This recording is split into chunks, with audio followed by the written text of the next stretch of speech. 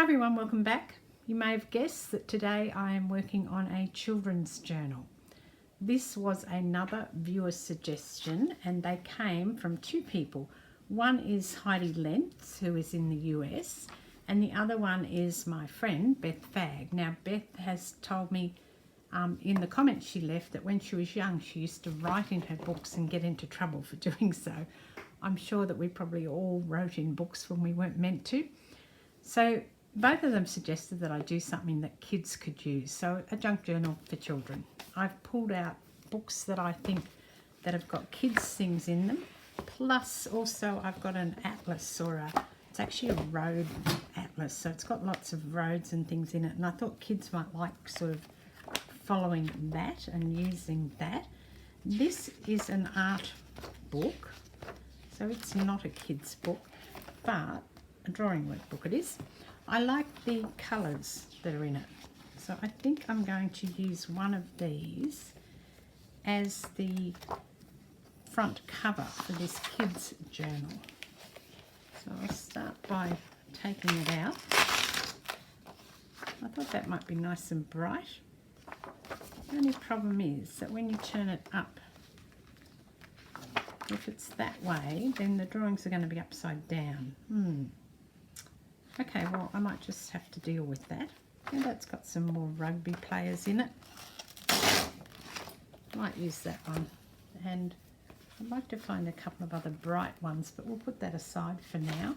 I'm not even sure how big I'm doing this. I'm just looking at seeing what I could do first of all. So I'll fold these, and that will be my front cover. I'll have to probably reinforce this somehow, and obviously I've got to cut that stuff off the top. Now I have this little book which I got from an op shop, and it was pretty expensive, I think, just because it is very, very old, and it certainly wasn't 10 shillings. It's actually already got some writing in it. I'm just trying to see when it was made. Oh, there you go, 1970, so that is 50 years ago. That's probably why it feels quite old. But I thought this might be cute in a kid's book. And if they want to write or colour over the top or draw, I don't think it really matters one way or the other. So I'm just looking how that might work. I'll probably have to, you know, cut the page, but I think that would be all right. And let's see if we've got another one. We've got some black and white ones here, so we could put that in, because then they could colour on top of that, or draw, or scribble, or do whatever they want really. And then I have Gulliver's Travels. It is a big book, and I think it's got some nice pictures in it, and also there's quite a bit of surface area. Would that be all right for a child? I don't want to frighten them with scary pictures of Gulliver. The treasure chest. I think that'd be all right, wouldn't it, to have that one? It's just a treasure chest floating in the ocean. I don't know. My child days are long behind me, so how about this one? It's got the bird on it.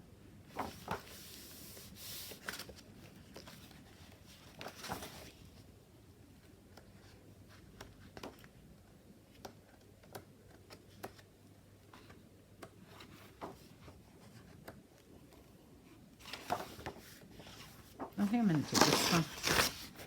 And the other one I will do is this one at the back. So this is the end paper. Not sure what that's meant to be, but it's also got plenty of blank on the back of it, so they can scribble or whatever it is they want to do on the back. So that's Gulliver, and now I've got Peter Rabbit, which is kind of like the opposite end of the scale. So I'll take a couple of the Peter Rabbit ones and use these. The pictures are just adorable, aren't they? Really pretty If you haven't seen the movie Beatrix Potter, which stars Renee Zellweger, I highly recommend it because she draws these and then they come to life, and it's really very cute. Not what you would think would be my cup of tea, but it's a very interesting story. But the little rabbits, and when she draws Peter and the different things, Jemima Puddle Duck and things like that, is very cute. Now this is one I picked up from an op shop as well. It's called Precious Patterns, which, you know, I don't know, I guess it was patterns I'll check out. Look at them. That's lovely. Copyright 1978, this one. I swear I had shirts that looked like that back in the 70s. But it's adorable. Look at this.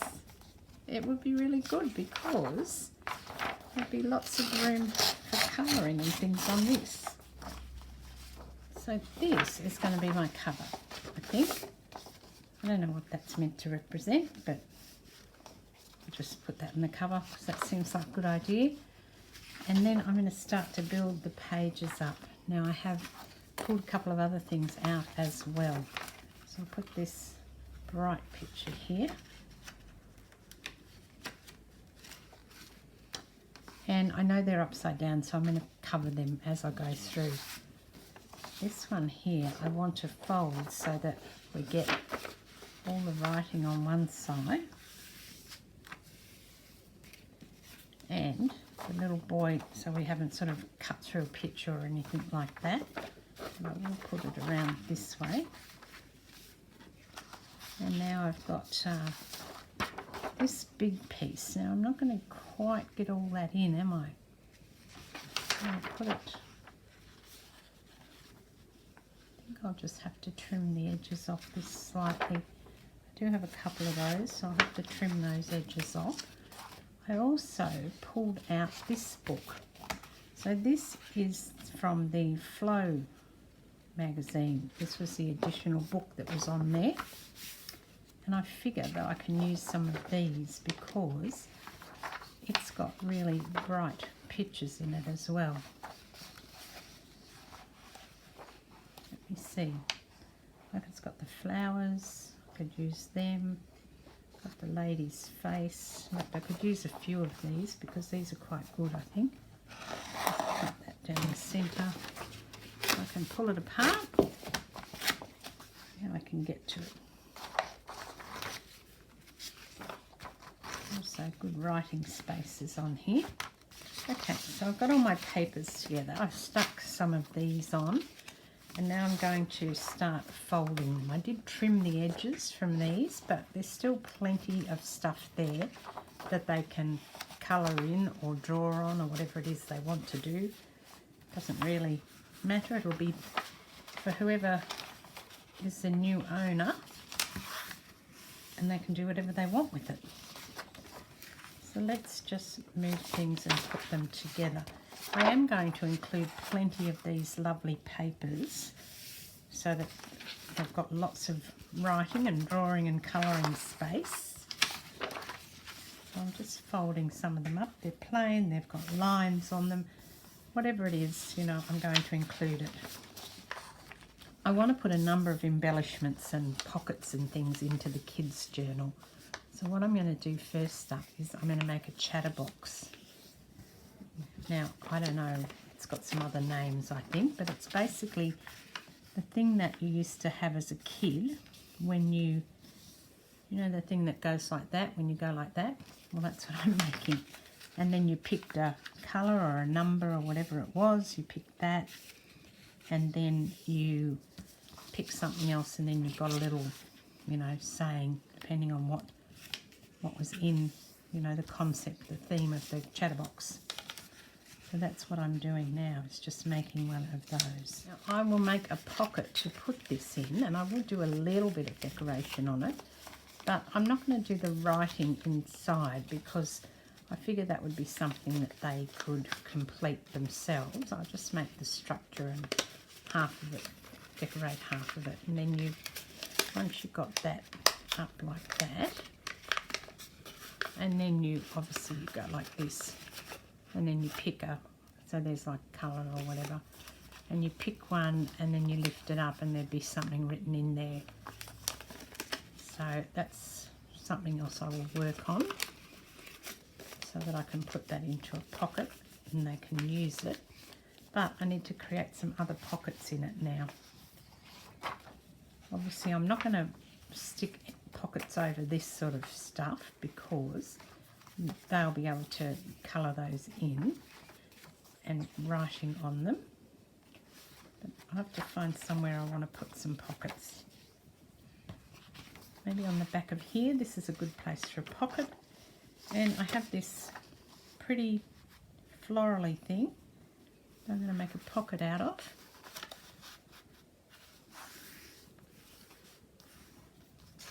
So let's start by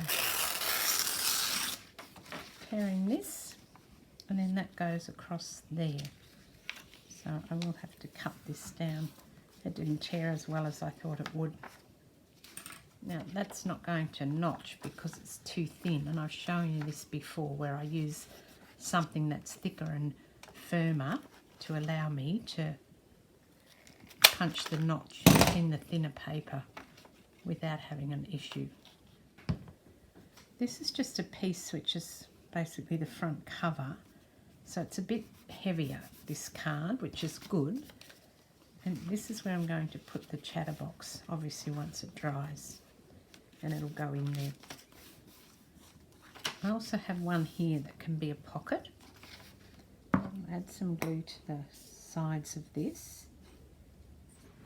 Okay, so I'm making this, and I've cut the file folder so it is the right height and width for the thing I'm making. I've used the scored lines that are on the folder, and I've just used that as the spine width, which is about 1 inch. I have cut another piece which is about 1 inch, might be a bit less, but it's pretty good. I'm going to stick this other piece in the center here, just for a bit of added strength really.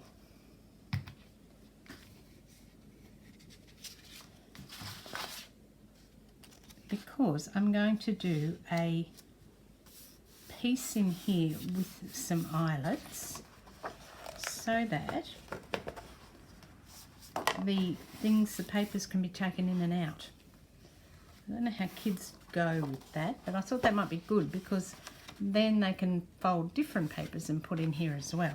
So they can expand it, take things out, colour them, draw on them, write on them, whatever, put them back in, and then they'll have it all in the one packet still.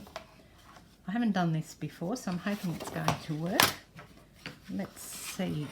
Now we've got, I think it's 9, about 9.5.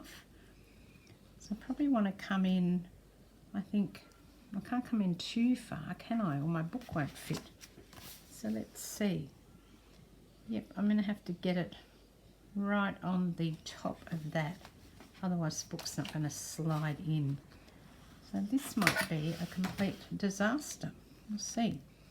I'm using these flat eyelets because I thought they were cool. I just want to see where they're going to go. They're basically on the top, and I'm hoping then the book will fit between them. I think that'll be okay. Okay. Now on the outside, I will do some decoration, but I also want to put some washi tape down because that will sit underneath the eyelets. So I'll put this washi tape. It's the most sort of kiddie one that I've got, but it's going to have to do because I don't have anything else. And let's fold it over. And then I'm going to have to redo those eyelet holes here, and where was this one? Here. Redo those. Maybe put a piece down the centre as well.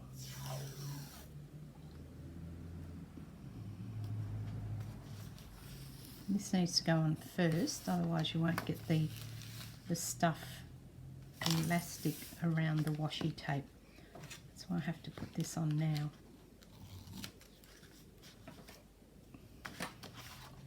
And now I'll punch.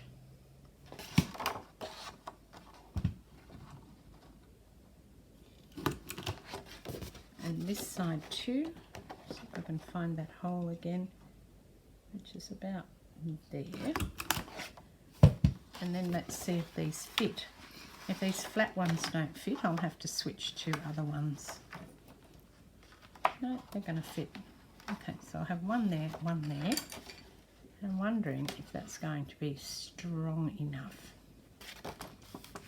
May have to reinforce this a little bit more. Let's see.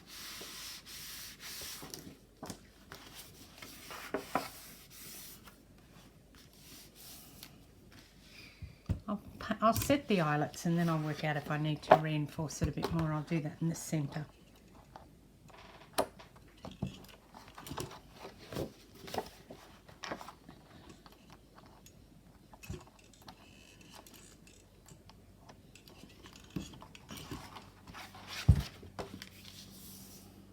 I'll have to put something over these anyway. Now this just gets all put under the elastic here and slides in.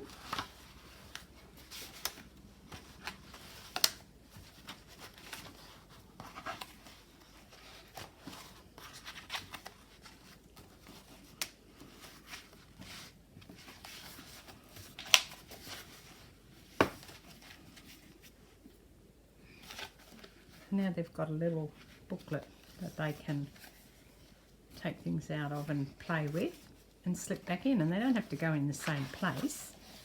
And if they take out, say, where's Peter Rabbit? If you just wanted to take out this one, and then you just need to make sure that the others are still slid in to the crease, and then maybe you want to put Peter Rabbit back into here. And then you can have Peter Rabbit, or maybe you want to turn Peter Rabbit around. So you can turn Peter Rabbit around like that. So we have to pull things out, put things back, do whatever they want. So that has cut off, and I've got the word flow and the little bird, and it's going to fit perfectly. And I think that that's quite cute. Then you'll have the picture on the back of the house or the doorway. I'm also going to put this book in here. So this came from the Flow magazine as well. And it's just got all these things to do. And I thought that might be really cute for a child or a little girl to, or a boy, to write in this. And then they can just peel the pages off as they go. And it will fit. So let's stick it in. Now the final thing I'll do is I will put a picture on the front cover. So I've reinforced the front cover with another piece of manila folder, but you can see the glue. I wasn't going to put anything on the front cover, but I've decided I will.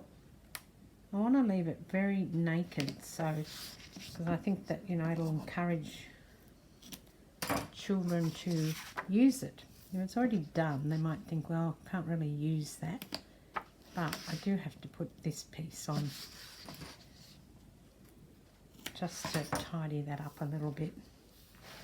There we go. And I've got that reinforcement so that this will be on a base. So there's a piece underneath there now. And I do need to put a couple more pockets and a bit more in terms of tags and things in it. But I think I'm going to leave it there for now, and I'll do that off camera. And then I'll show you another day how I finished it up. But I think that's pretty good. It's nice and big too. I've done it big on purpose because I figure that kids have large writing. I mean, I have large writing and I'm not a kid, but I think a lot of children do have large writing. So thank you very much for joining me. I hope you enjoyed my idea to make a children's junk journal, and I'll see you in the next video. Cheers.